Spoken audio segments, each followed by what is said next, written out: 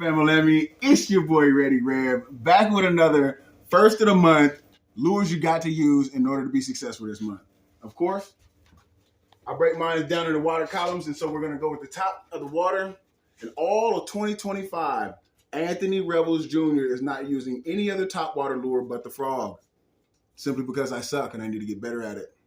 This is Old Smoky from Booyah on my 7.7 Cash King flipping and frogging rod. It's a heavy action rod. I've got the Lose Speed Spool on there. That's actually that reel. It actually came from Kicking Their Bass. If y'all ever seen that YouTube channel, I'll link it down below. But Kicking Their Bass, he got a bait caster and a spinning combo, and that's the reel from the bait casting combo. And for any top water lure, if y'all frog fish, if y'all know what y'all doing, if y'all miss a bite or if there's a bite out there that hits the frog and they don't come back, you've got to throw a backup lure. My backup lure is also my bottom water column lure, and that's my Deadly Nedley. Now, when it comes to the Ned rig, usually these things stand up, but this guy has a flat bottom, and I'll show you who makes it. It's a lure made by X Zone.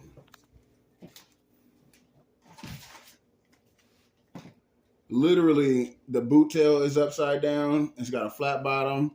Just an irregular, it's for drop shots, for Ned rigs, and it's a swim bait, at the end of the day. But I threw it on the Ned head just to see what it would do. Because usually, I have this thing wrapped up in cardboard because it's a Last Tech. But usually when I go for my Ned head in the spring, I'm going with a pink salamander.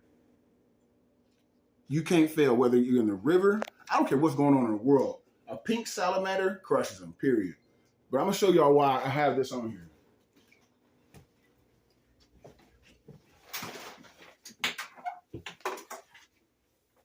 This little Betty doesn't stand up. It lays on its stomach, just like a goby. And bass love gobies. Do you see that tail? Like, what is that tail doing? It's got mad action, yo. So I said, I got to put this on the Ned head. I got to try this and see what it's about. So that's my bottom water column lure and my backup for my top water. We're going to knock out two birds or kill two birds with one stone. And then for the middle water column, I'm just having some fun. It is March. When March, April is the time you want to pull out your jointed, your multi-jointed swim baits. Come take a look. These ones are what I'm talking about. You see how many joints is on there?